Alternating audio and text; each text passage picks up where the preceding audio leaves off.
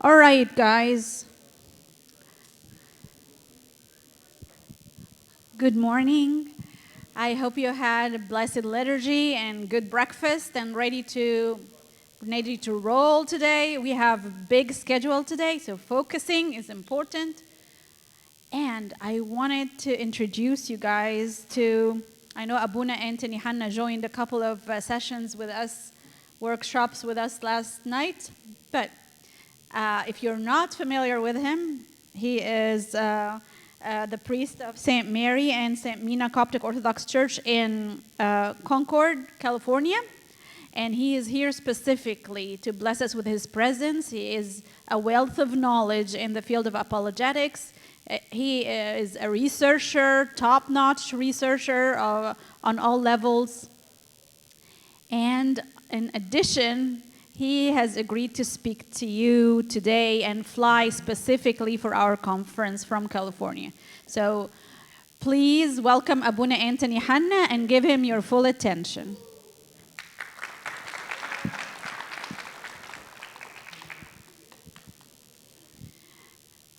This will recap session 3 and 4 together because they're both talking about objection number 1, which is evil and suffering. So thank you, Abuna.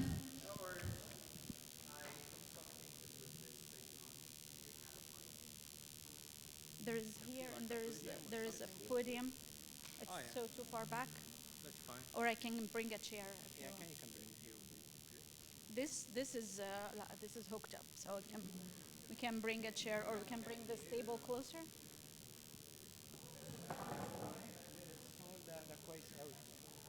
The stand, the iPad. Yeah, that's good. I have the iPad here.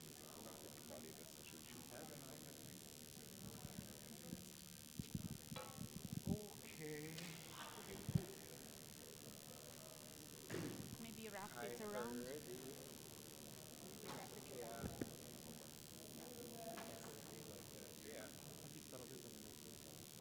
Yes.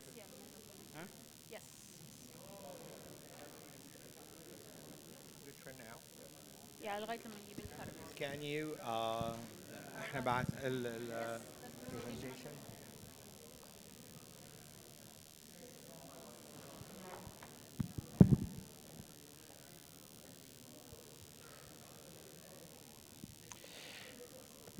Okay, guys, good morning. Did you eat a lot of food this morning? Yes. So I guess you're so sleepy right now. Wake up. We're going to have a very long presentations, actually. This presentation, I give it almost for 6 hours, but I'll try it because it's like have many stuff, but I'm going to try. I think we have 2 sessions today, so I'm going to try to squeeze it in as fast as possible. The purpose of apologetics in general, like 2 things that we need to know. As Christians, we know Christianity is right by the Holy Spirit inside us, and we know exactly when the Holy Spirit speaks through us and in us, then we will understand, the reality of God, the reality of things around us, the definition even of reality and faith, and we went through that yesterday extensively with a lot of discussion groups.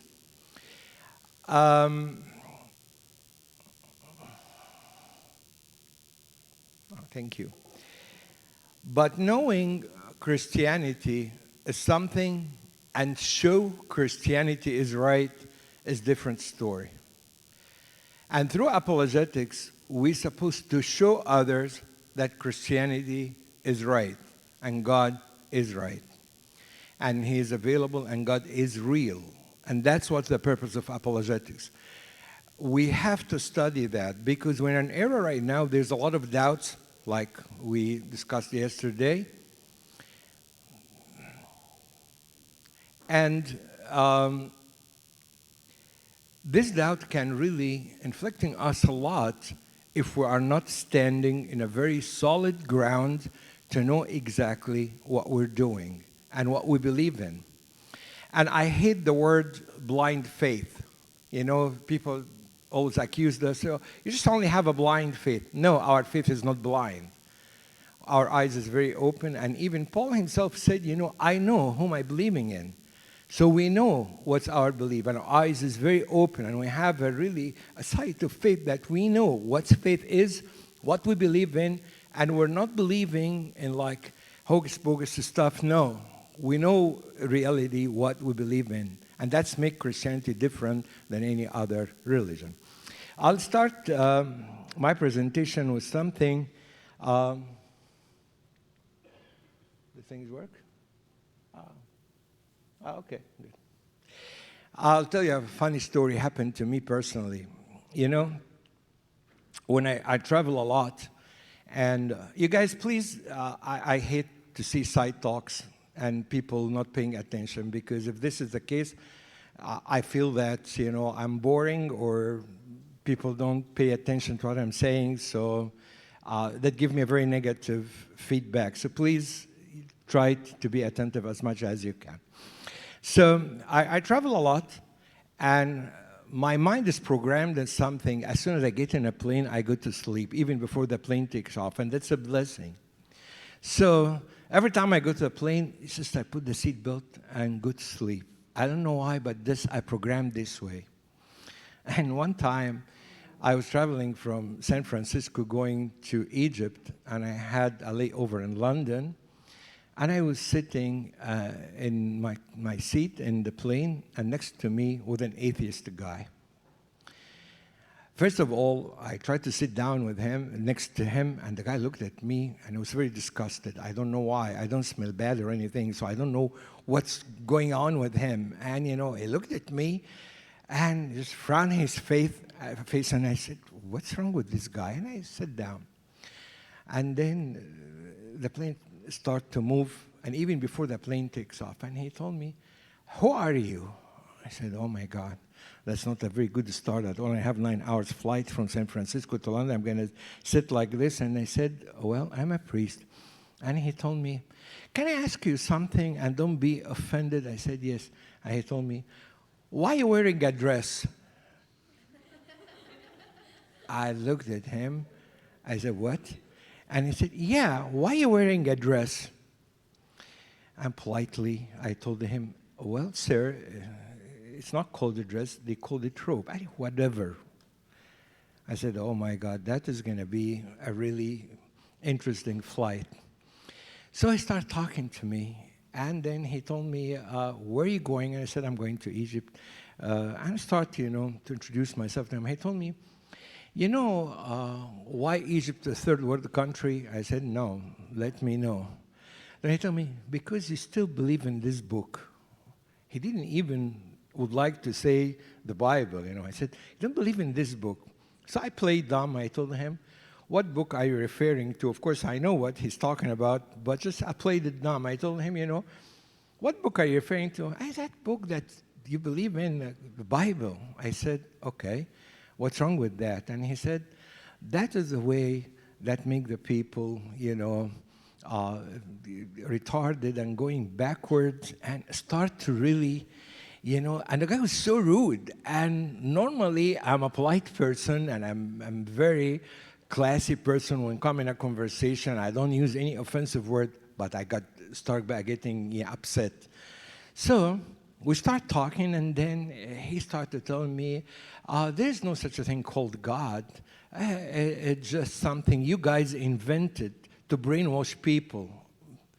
Imagine you said this to a priest that tried to tell me that we don't believe in anything or just brainwash people. So I said, "Okay." And I told him, "Why don't you believe in God?" And he said, "First of all, I don't need him. I don't need him." I told him, "Okay."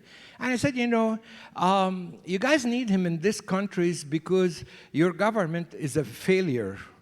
But, when I am sick, my government gives me health insurance. When I am out of job, they give me money. When even I don't have a place to live, they give me an apartment. Why do I need God for?" So I told him, "Okay, so you just only need God for materialistic stuff?" And he said, "Yeah, and that's what make me going on in life." But if my government give me everything, what I need God for? So I told him, what after you die? What's going to happen? And he told me, nothing. I told him, nothing? I said, yeah. Like any animals die, there's nothing afterward. I said, are you sure? I said, yeah. And he started telling me something. He told me, do you have any proof for afterlife?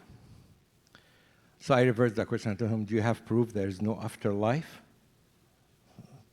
So he looked at me and he said, what? I said, you heard my questions. Do you have any proof that there is no afterlife?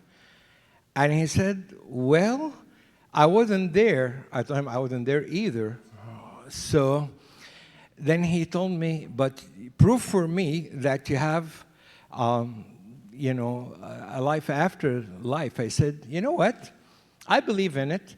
So the burden of proof on you. You prove to me that there's no afterlife. So I said, where this conversation is going to take us to? I said, we're just talking. You ask me to prove there's afterlife, and I'm asking you to prove for me there's no afterlife. And then when he find me talking to him like this, he find I'm not an easy person, just he think just I'm an ignorant priest. He can just bash him right and left, and I can have no answer. So the tone started to change. I said, you know what? I really don't believe in God. I discovered something that his mom or his wife, something like that, died with cancer. And he's very mad at God because God did this to him. So the whole purpose of denying God is pain and suffering. And actually, I'd like to tell you, nowadays, pain and suffering, number one reason for atheism. It's not scientific, it's not philosophy, it's not logic, it's nothing. Pain and suffering is number one reason that get people into atheism. And you have to be very careful when you talk about, actually talk about approaching atheists and how to approach the person. Be very careful, because pain and suffering is very personal. And we don't have one rule or one size fits all. No. Pain and suffering has very specific reason to every single person. Like when we read yesterday in the book of Case for Faith. So what happened is this, you have to address it very carefully. And the person sometimes through the pain and suffering does not need an argument or philosophy, he needs a hug, needs somebody, to show him love and be sympathized on him. I know you, and I know what you're going through, and I feel your pain and agony, and God feels that too. And try to tell him how sympathize, and if you're in his shoes, you're probably gonna go in that route too. That makes the person feel that reality of love, it's really encompass him, and instead of just give him a sermon. Anyone in pain and suffering does not need a sermon, does not need somebody to go and preach him and tell him, oh, that's all good. We all deserve to be punishment. Pain and suffering is okay because we brought it upon ourselves. Imagine you go and somebody in tragedy and tell him this statement. Of course, he's going to get more atheist if you start going in this route. So what he needs or she needs really a hug, a love, really a sympathy that the person needs when it goes through pain or suffering. Anyways, I'd like to borrow a statement from Sir Winston Churchill. He said, the empire of the future will be the empire of the mind. And that's true. You know how communism fell in 1989?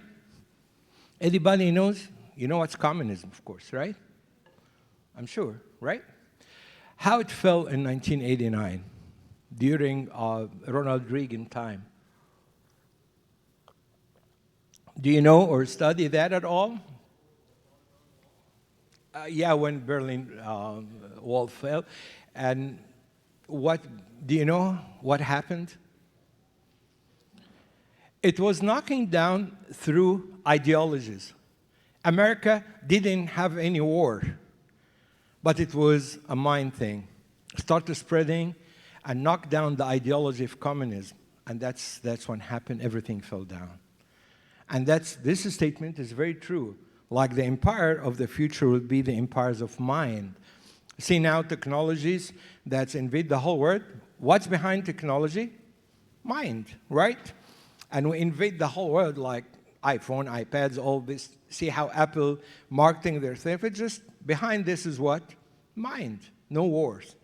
So that's empire of the future. So you have to really empower your mind how to speak, how to know things, how to choose your answer, how to build the case of, apologetics.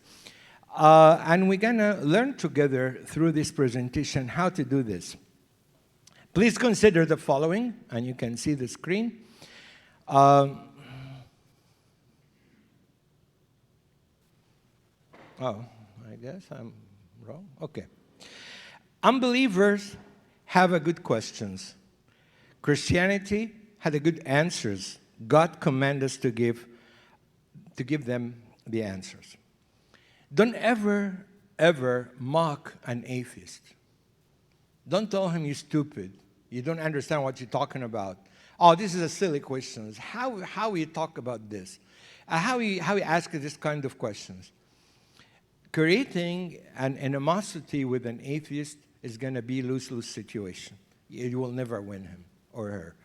So you need to really understand, evaluate, listen to their questions very well, absorb it, and tell them, oh, this is a good question, and I really would like to think loud with you about this. I learned in apologetics in actually Biola University in Los Angeles, and one of the professors one time told us, an ounce of love, listen to this, an ounce of love is more effective than a tons of discussions and arguments. And that's very true. So an ounce of love is more effective. Show that atheist that you love him or you love her. And then it would be really have tendency to listen to you. But if they feel that, oh, you would like to win a discussion and see that you put that person down because you know more than him and he's ignorant, he doesn't know what he's talking about, you lose the discussion before it starts. So you have to be very careful how to create that loving atmosphere before you talk even to somebody, because that's more effective than just an argument or put down a person because you know better or you understand things better. If we go in historical thing about atheism, atheism actually started in 1789. That was the high noon of atheism during the fall of Bastille. That's the famous prison in Paris. And then start climbing up through the 20th century, and then in the end of the 20th century, as we said, in 1989, that was the fall of Berlin Wall. I'm going to also share a story with you about 1789, because I think 1751, like almost 30 years before that or something, a famous incident happened in Europe. What is it? People walked one day in the morning, I believe was November or something like that. You can Google the date exactly. And what happened, they woke up in the morning in tsunami in Portuguese and put Lisbon port down the Mediterranean Sea, and it never came back. It was 12 Richters. Imagine a quake, 12 Richter happened in the Mediterranean Sea, so put down the whole port of Lisbon down. And then even all Europe and even northern Africa, they detected that earthquake. Even western Libya, next to Egypt, they felt that quake. So the casualty was about 50,000 people in that time. And it was a lot, it was really a lot. And what happened, it was a fight between the Catholic and Protestant in Europe in that time. So the Catholic said, that's God's revenge because of Martin Luther and all the Protestants. And the Protestant came back and said, no, that's because the corruption of the Catholic Church. So and a third group came and said, neither, because there's no God. If God really there and he's a merciful God, he cannot allow such tragedy like this, and they start promoting atheism and start saying, there's no God. And from that point, again, start with pain and suffering, and it's also now going through pain and suffering. So that's the main core of atheism all the time. Like Isaiah said, come now, and let us reason together, say the Lord. So the thing that we will talk about in any atheist, we're really reasoning with those person. We have to know about some keywords, and I'm sure you guys know this keyword, and I'm very impressed that you know about it, but we're going to start define more words. I see some people sleeping here. Can you please wake them up? What's wrong with you guys? Wake up. Good morning. Okay, let us read this. Do you guys know what the new tolerance is? Did you heard about this term at all? What's a new tolerance? You guys heard about this at all? Okay, can you please say? What tolerance mean?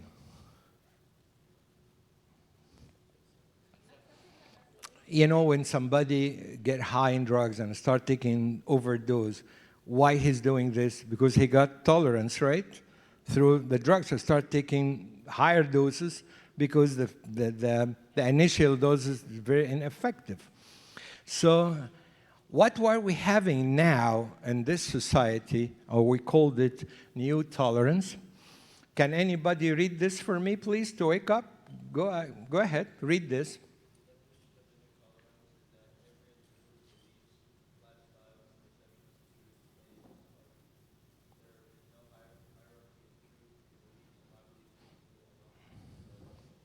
So see what happened?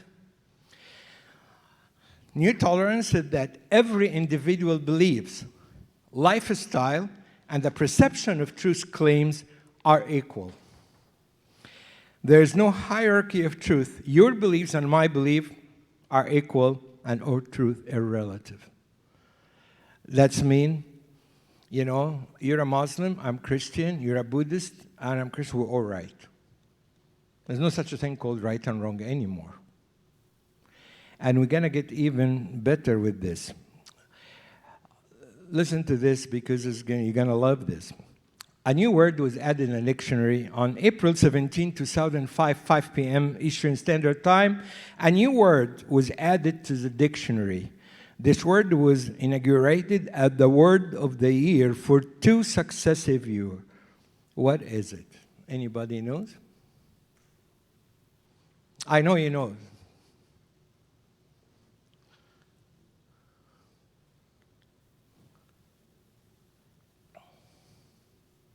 Anybody know that the new word in English was added to the dictionary in 2005?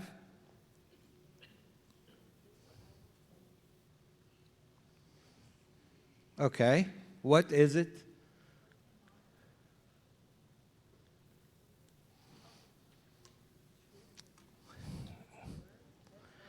That's a new word called truthiness.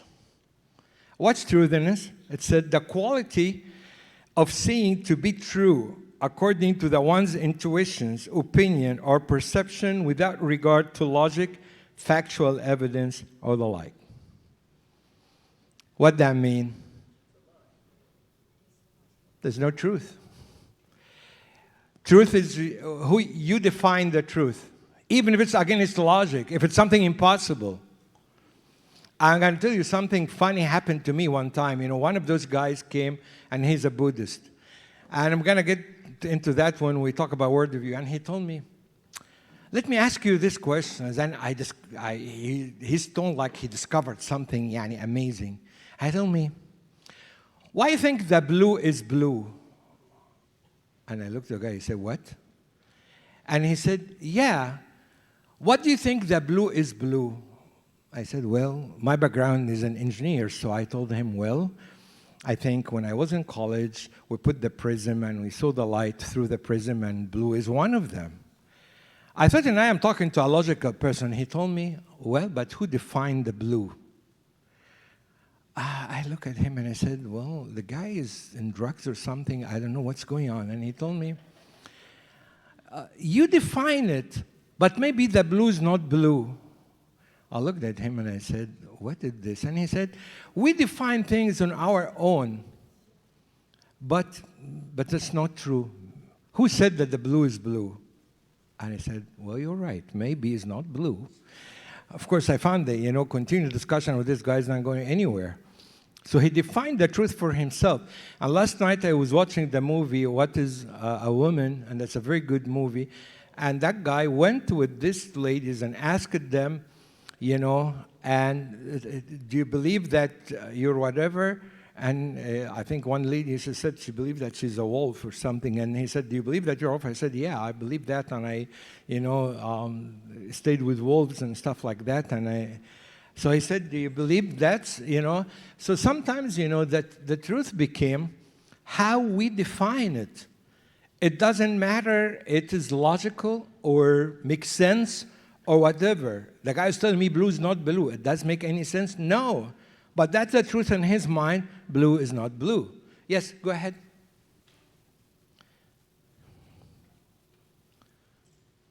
Okay. So new tolerism, is that different than moral relativism? Or is it just a new term that they use? Relativism actually caused the new tolerance. Yeah, new tolerance came out of the relativism, and everything is okay, everything is the same. We're going to get into that, through the discussion. I will understand it more. There's a book called The New Tolerance for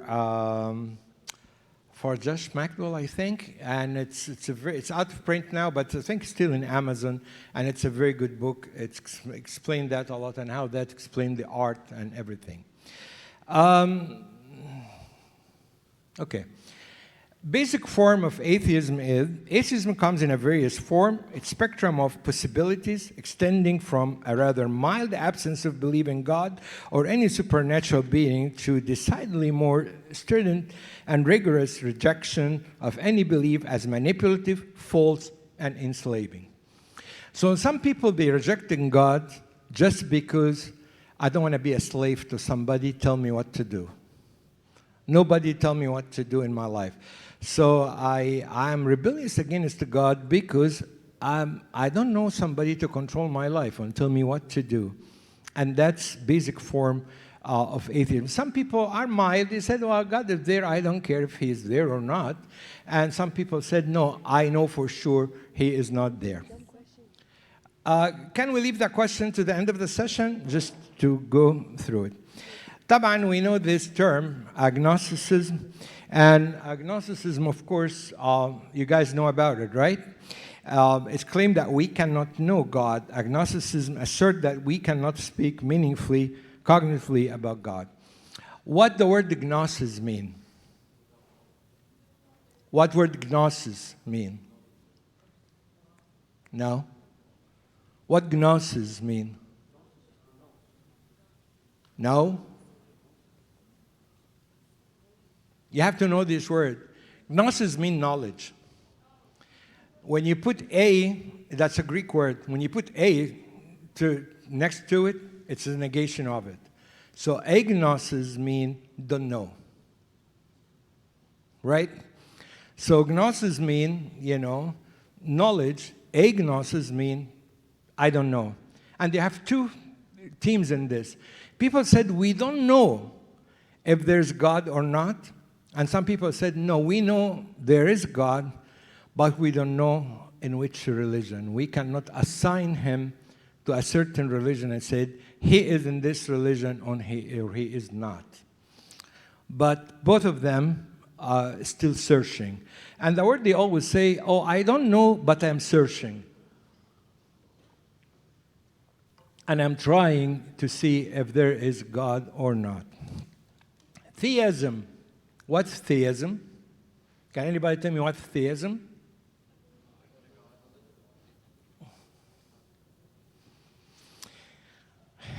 Of course, an infinite personal God exists both beyond in the universe. Judaism, Christianity, and Islam as well consider of theism. Then, same thing like when we talk about agnosticism, atheism is the same thing. Theism, it's a Greek word, and then we put a to it is what? The negation of it. So atheism means no God exists beyond or in the universe. Because some people believe God exists, but not in this universe. He created the universe and left it alone. So he is away from the universe. And a lot of people like Karl Marx, Nietzsche, Jean-Paul Sartre believed in that. Jean-Paul Sartre actually, in the end of his life, believed there is a God, but he is not here in our universe. He's not in control of what he created the universe and left it alone. So, pantheism, same thing. Theism, believing God. Pan means what? All, or everything. So pantheism means God is the universe, God is all, and all is God. That's very confusing. طبعا when you go in a Buddhist or Indian, or Hindus or anything like that, it's a very confusing religion that everything is God and God is everything. We're gonna get into that. طبعا like Hinduism, Buddhism, Christian Science, and the New Age religions. So between the three basic definition, pantheism affirms God is all.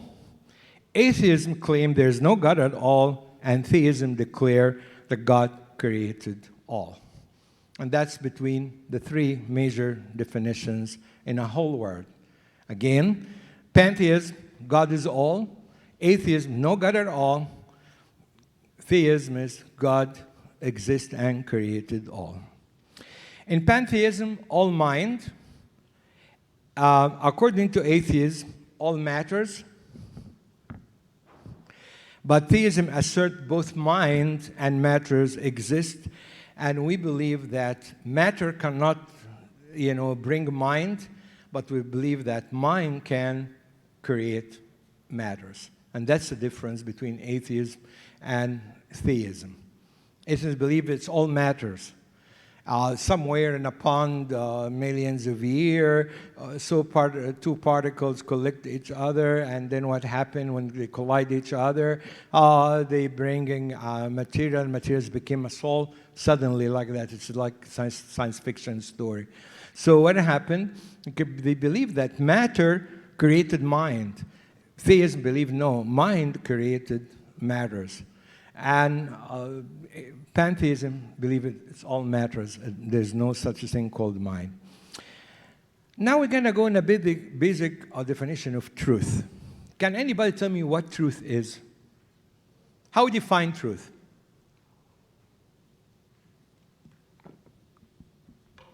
Go ahead. Okay, God is truth. Imagine you're going to tell an atheist this statement. What's he going to tell you? That's nonsense. There's no God, so there's no truth. Right? Okay, what is your definition of truth? Thank you. Something that's correct. Or it's Something what? correct. Something correct. Based on what? Something is correct. Based on what? Accuracy, evidence. I see.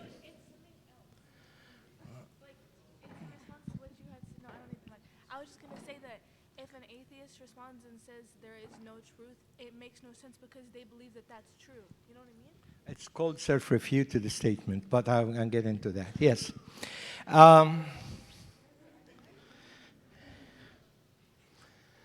Well, let us see what truth is in general.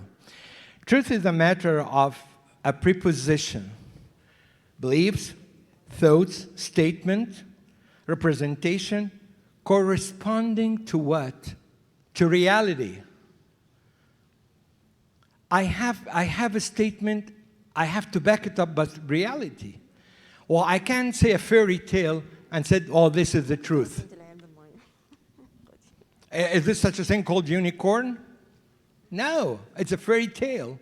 So I can't say unicorn, it's real. I know dinosaurs is real, that's fine. But I can't just invent any statement from my mind. I said, well, this is the truth. Truth about what? No, it's not backed up by reality. And truth obtained when reality is the way a preposition represents to be. We go in. Any questions so far in these things before we go further? Anybody have any questions? Is this too much for you? You need 5 minutes break or something? Okay, go ahead. We can have 5 minutes break. But please, when you're staying, don't go anywhere. I know it's a lot, so you can have 5 minutes break if you want. Yeah. Okay. So you said that an atheist person is like usually scared that they don't want to live their life like following God or like being a slave.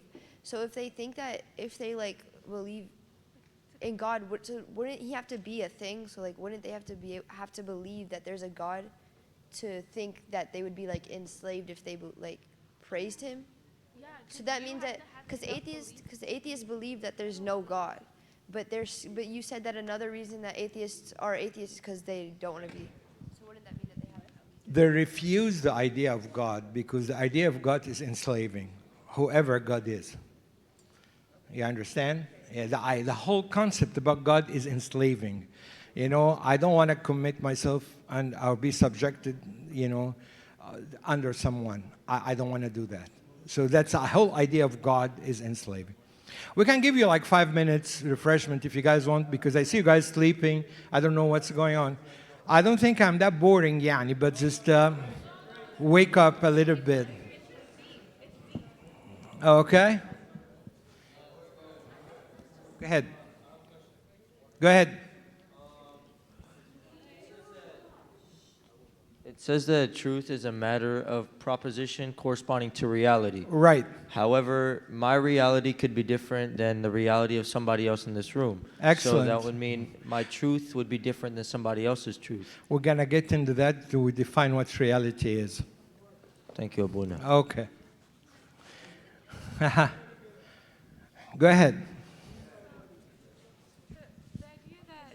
The idea that they say that God would be like an enslaving, or I guess like they say that God is enslaving, but isn't that if it's done out of free will and love, how could it be enslaving?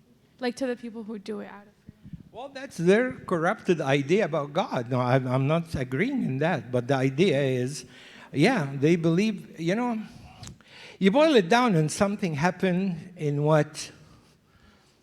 a paradise. I'd like to be like God, right? So the man sometimes, come to a point that I want to be like God. So I don't want any God to tell me what to do. I just want to be like God. That's, to boil it down, that's the main core of atheism, right?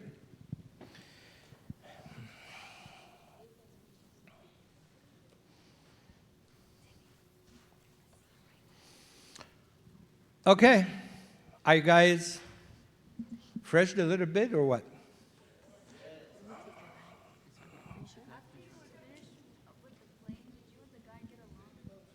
Oh yeah, we're talking. Is he still atheist?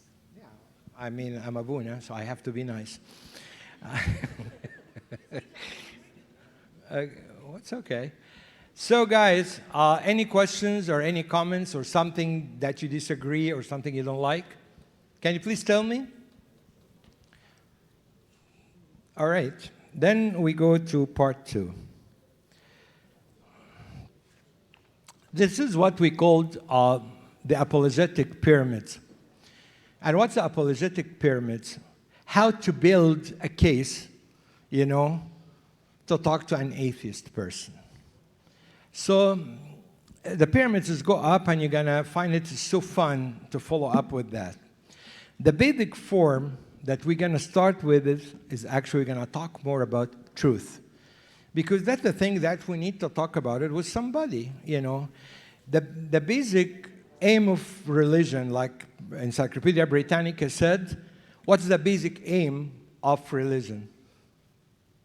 Can anybody guess?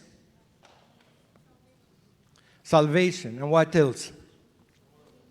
Do you know what's the basic aim for a relationship with God? And else? Find the truth. That's right thing. Yeah. Because when we find truth, we're going to find God, because God is the ultimate truth.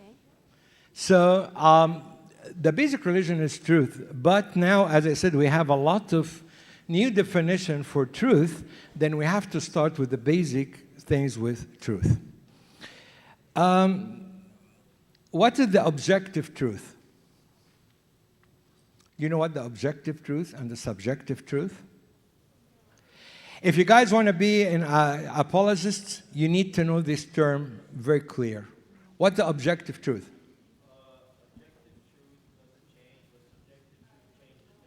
Who you are. Can you say it again, please? Objective truth doesn't change. It's correct for everybody, but subjective is subjective truth depends on who you are. It depends on the culture more. Yeah, okay. Actually, another word for objective truth is absolute truth. When I had this conversation with Guy in a plane, he was telling me the same thing. He told me, adultery is permissible in the West because there's no crime to commit adultery. But in Islamic world, on Middle Eastern or some conservative country, it's a crime. So the truth about adultery changed from what? From country to country, from place to place, from situation to situations. But when God said adultery is a sin, it's absolute truth. And of course, when you argue with a person lately about this idea, he's going to tell you, oh, no, that's offensive. This is, and the liberal Christian was dinosaurs. Oh, you're like a dinosaur, would like to swallow everything. There's no such a thing called absolute truth. And one time a person was telling me that. He told me, oh, there's no such a thing called absolute truth. I told him, really? And he said, yes. I said, what you just said, it's a self-refuted statement. What you said right now is actually an absolute truth. When you said there is no absolute truth, you claim what? An absolute statement. So I told him this is a self-refuted statement. You said there's no absolute truth.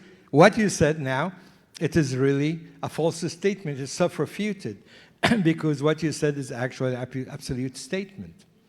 So when somebody said that, we need to be very careful how to choose our word. Again, objective truth, of course, is the truth that the same for all people, all culture. It means there is one answer per questions. And I'll give you a good example. When somebody tells you there is no truth, ask him this. Is torturing a baby for the fun of it right or wrong? Right or wrong? Torturing babies for the fun of it. Right or wrong? In any countries, in any culture, with anybody, it is an absolute truth that there's something wrong and we have to say wrong. Thank God today I heard the very good news that you guys know that the Supreme Court overruled the abortion thing, and the woman now has no right to have an abortion. Yeah, and that's today in the Supreme Court. Yeah, it's very good. And they said they leave it to some state, but as a federal thing, they don't want to do it. And now, this is an absolute truth.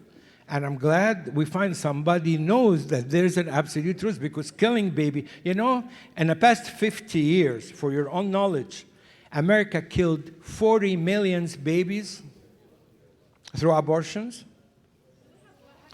40 or even 50 million babies were killed by abortion in the past 50 years. This is right or wrong? And that's what we call the absolute truth. There's some, that when people don't believe in absolute truth, they argue, they say, no, this is nothing. Oh, their body, they can do whatever they want, and we can do that. Now, what is the truth? Let us define it more. Again, what is truth is what is correspond to reality. So I have to have something solid to back up truth. But let me tell you, is God have something reality to back up his existence? Like what? What is reality? Creation. Very good. What else? Yeah. Humans, thinking, high faculty of understanding, this is all, reality for God. What about Christianity? What is the reality of Christianity? Resurrection. It's very good. And is resurrection have a physical evidence? Of course it is. So the good thing about Christianity, it backed up with reality. When Christ, and we're going to talk about that when we talk about Christianity, but, when Jesus did the miracle, he didn't do it secretly, and nobody witnessed that. But what happened? Everybody saw Christ raising Lazarus. Everybody saw Christ when he had the miracles. And a lot of people saw him after resurrection, so it was reality. So when we talk about facts, God raised from the dead, yes, he was. And he was walking the street, and there's an eyewitness for all the things that he did. And that's what we call reality. But when you call about Islam, for example, I'm not trying to make fun of anybody, but just what happened, when Muhammad said, I revealed an angel, and he gave me the inspiration. Did anybody at all saw that angels or overheard? No one. Even Buddhas, when he said, I have this enlightenment and I was under the tree and I transfigured or transformed or whatever, story he said, did anybody even witness that? No. So people can come with anything and say anything about anything. But we understand Moses, when he talked to God, everybody saw the flames and saw the mountains and heard God's voice, and a lot of things happened. So they know this is the truth about Moses, about the Ten Commandments, backed up with what? Reality. There is reality behind the truth in religion. So when somebody come and tell him, like Mormons, for example, and Mormon, that's a very funny story that they have this plate under the pyramids of Giza, and an angel maroon came and gave him to this Joseph Smith. It's really like, very, very funny story. And when a Mormon guy came and talked to me about it, I told him, did anybody even saw this maroon angels bring the plate? And he said, no. Did anybody even see those plates? I said, no. In a matter of fact, Joseph Smith brought those people, and he said, I'm going to show you the plate. And they said, where is it? He said, an angel came and took it back to heaven. And there's no such a thing called plates. So this truth for them is what? Is not backed by any real thing that you can really talk about it or put it in your hand as a solid proof. Even Hinduism or Buddhism, same thing. Stories after stories after stories, and there's nothing solid that you can put your hand on it. But the truth about God, about Christianity, is backed up by what? Reality. This is what we call the corresponding theory of truth, because there's other theory this theory actually was based on 17th centuries and more, but in 20th century things changed, as we said, and postmodernism said there's no truth at all. As you said, that truth was revealed by God, but that was in a theism. And all the time, in the era of theism, the believers believed that God gave us the truth. Modernism said what? What modernism said about the truth? It said truth only backed up by science. And that's 19th centuries and 20th centuries. End of 20th centuries and beginning of 21st centuries, it said there's no truth at all, like we examined before. Postmodernism and reality, that's what you said, and we're going to see what is reality. According to postmodernism, reality is a social construction. Language creates reality, and what is real for one linguistic group may be unreal for the another. So the definition of reality, it depends on what? Culture. So when I would like to say today transgender is real, like what they say in the movie, is defined by what? Language or culture. Is it real? No. that the guy in the movie tried to find a word to explain what's a woman. He couldn't find anybody knows what is it. Because now in an era, language does not define. Now they're trying to find a new definition for family. They don't know what the definition. We know all the time families mean father, mother, and kids. They said, no, we cannot say male and female and kids anymore. We're cultured now. Change the language and have new definition for family. So God exists relative to Christian, but does not exist relative to atheist. That's a new idea of postmodernism to define reality. Reality is defined by culture. So when we say truth backed up by reality, they're going to come and tell you which reality. It's an American reality or Egyptian reality. Of course, reality is reality, you know. It's not changed from country to country or culture to culture. The truth about the real words, taban, that's what we talk about. What's the falsehood? What's a falsehood? Can anybody define for me what's a falsehood? What's the falsehood? You know, my English is a second language, and you guys born here, so you should know this terminology. What's a falsehood? Anything that's not true? Wake up and tell me what you think. What's a falsehood? Huh? A lie. What is? Incorrect. Good. What else? Okay. Let us figure it out.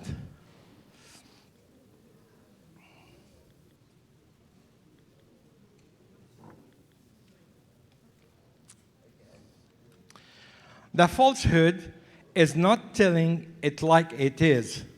It is making a statement that does not correspond to reality. So what's a falsehood? You don't say something related to reality. For example, if I said, Earth is flat, that's a falsehood. Unfortunately, till today, some Muslims believe Earth is flat. I had an argument over the internet with somebody. I had told me Earth is still flat according to the Quran. I said, okay, don't you know that it's actually a sphere? It's proven to be a sphere. Ali, no, you guys said that just to prove that the Quran is wrong. But the Earth is flat, and I believe it's flat. And all the scientists is lying just to prove that the Quran is wrong. And in the internet, I told him, you know what? I have NASA station in my home. I can see it in a TV. And when the shuttle goes up and we have the camera from the shuttle, it looks for me a sphere, so it's not a flat. But he said, no.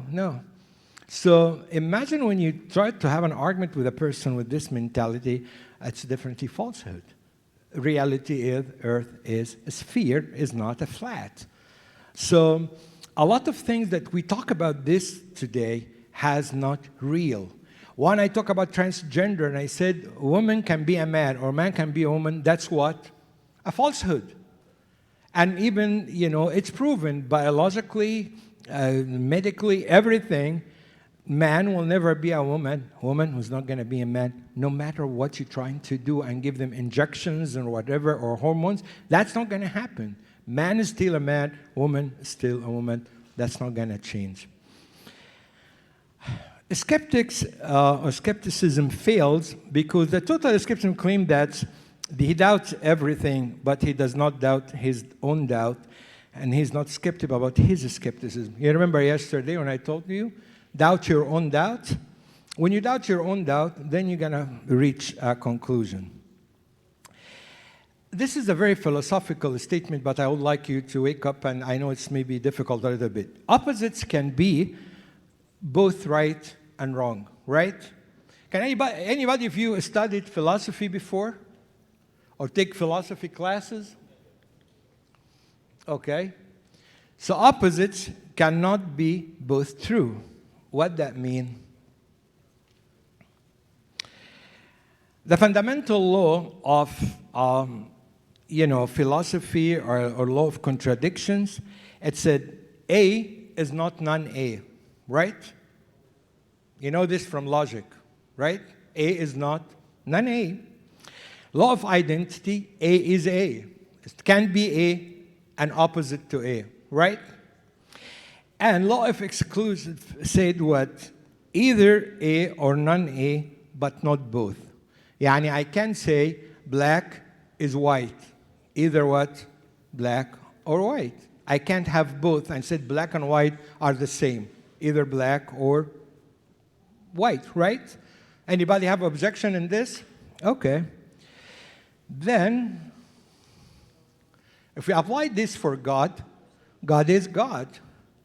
God is not a non-God, either God or non-God. So that explains, relativism and explain also what will happen in the new tolerance. I can't say all religions are equal because I can say Jesus is God and prophet. And I said both of them are okay. And that's what I tried to do today, like, as I said in the beginning, one size fits all. All religion is true. I had a conversation with an FBI guy, came for me in something, and he was talking to me, all religions are the same. And I looked at him, I said, oh, no wonder, where are we going now? So either the consequences of the law of non-contradiction, if it is true that God exists, then it is false that God does not exist. If God exists, then it's false to say he does not exist, right? And if theism is true, then atheism is false. I can say atheists, Buddhists, and Christians are all true. That's not going to happen. Because either or, I can't just, for sake of reconciliation and said everything is good, I said, oh, all of them are okay. I'm sure you hear this statement a lot, Everything is the same. All religions are the same. All seeking for one God. No, that's not true.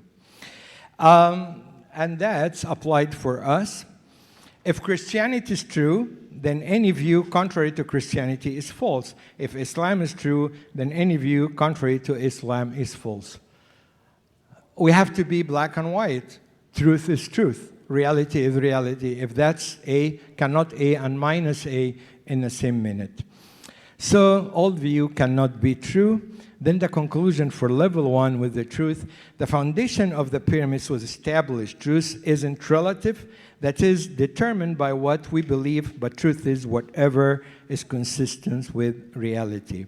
There's a guy, his name John Stackhouse, that said religion is fundamentally about truth, trying to figure out what's real and how best to represent it. And I'll finish this lecture, and then maybe we can go in another lecture later on. Any questions or any comments? Any questions, any comments, anything that you guys want to say? All right, we'll meet the next lecture later on. Thank you.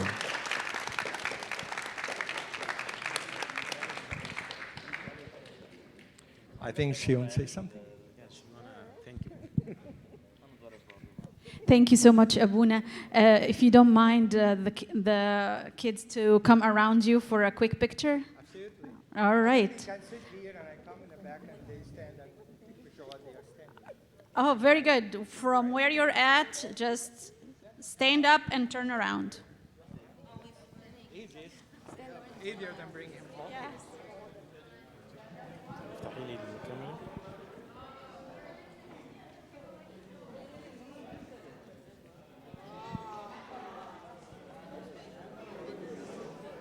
Amir,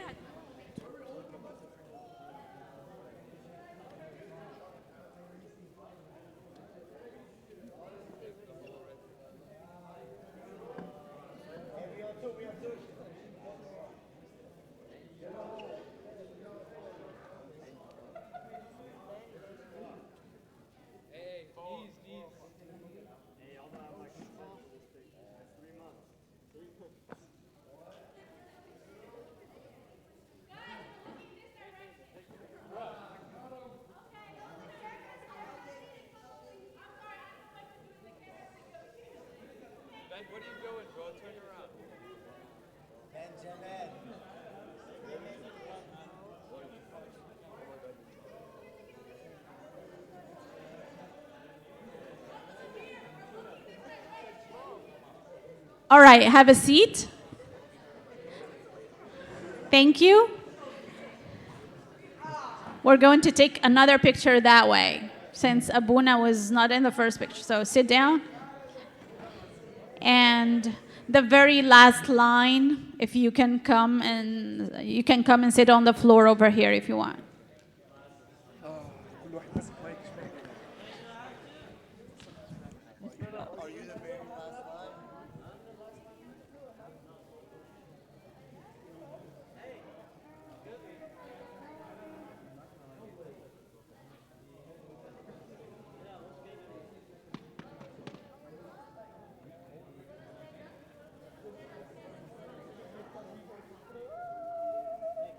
عايزين وايد انجل كاميرا ها وايد فيلد فيو هي من هنا كانت احسن طب كويس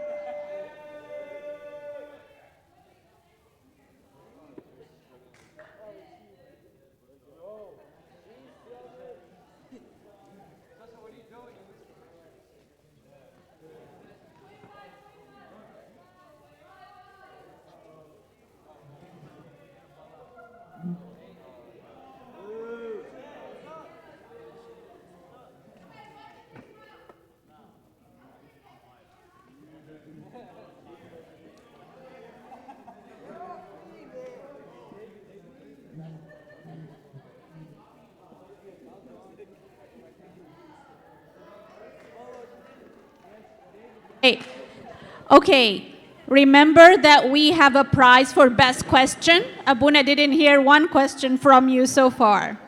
So, with that said, next lecture, bring all your smart questions.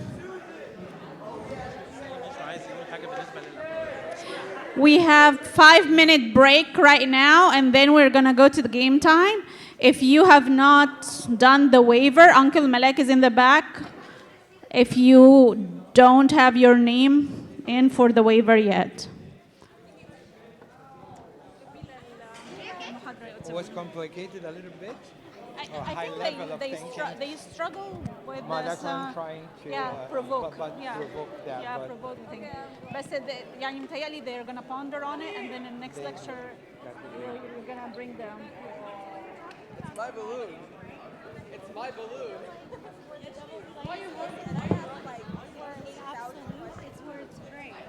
Guys, please.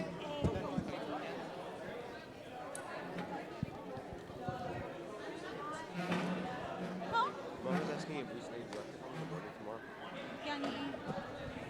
I'm not going to the, what's it called, the outing. So do I come in the morning or do I come at 1? Mark, what are your thoughts on winning the $100 so far? Do I come at 1, Bob? Come at 1. You're kicked out, aren't you?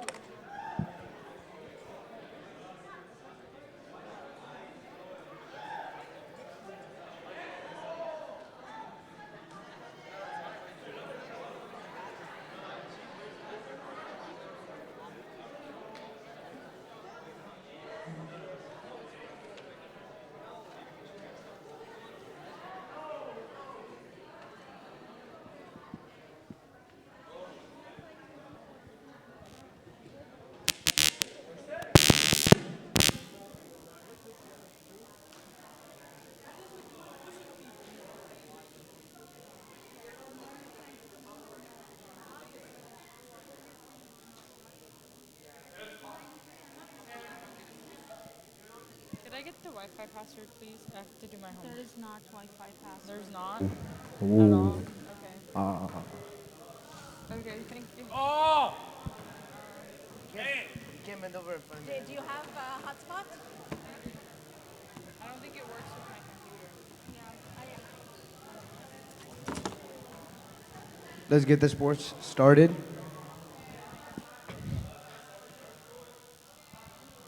Where's the ball?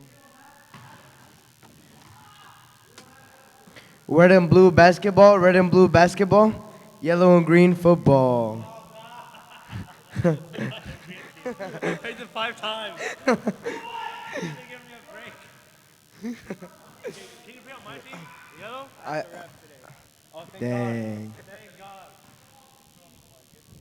God. Red and blue basketball, red and blue basketball, yellow and green football, yellow and green football. Oh. Everyone put a jersey on.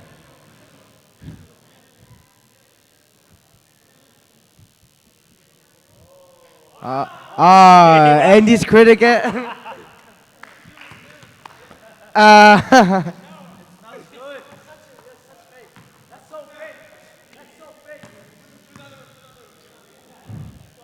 oh.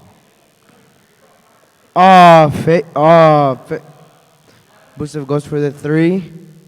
He shoots. Oh, he misses. Go for the no white line Thomas white line yeah white line. Watch your heads.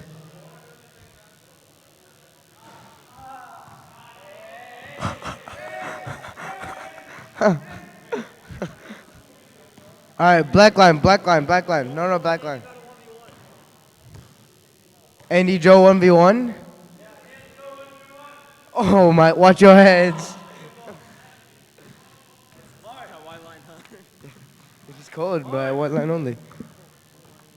Andy and Joe 1v1. Mark, respect the 1v1, bruh. Oh, he's terrible. All right, Andy gets ball first. No, I don't have the mic. I'm riffing. All right. You 1v1? You want next? All right, go for it. Hey, Uncle got next. My board. Oh no, they 1v1 and they're doing a 1v1 and then whoever wins stays on. Next person comes up. Oh, so it's 1-on-1? Yeah. You want next? You could play whoever wins between them. Why don't y'all get like 3-on-3 or something? Low key. I'm sure there's Hey, y'all want to do like a 3-on-3 before the game starts? like 3-on-3? All right. Joe and Uncle team captains.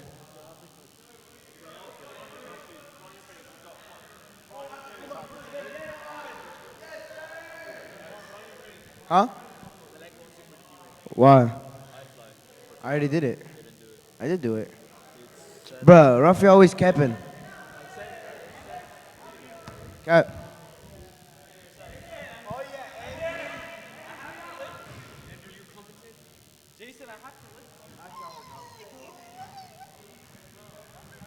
George, do you have any comments on today? No.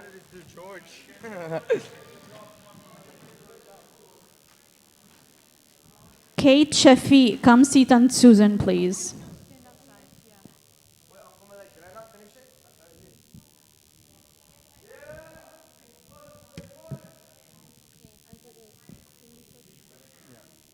احنا بنعمل كده بس ريفرش ونسي if it's complete or not. You are good to fly. Andrew. Is mine not done? Oh, we're not completing. Do you have the okay, I can send you the link and you fill it. I did.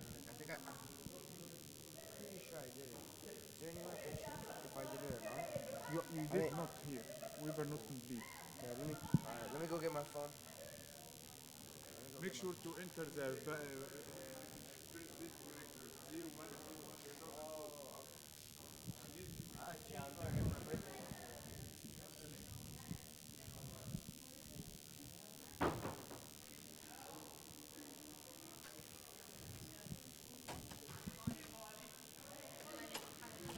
Ooh.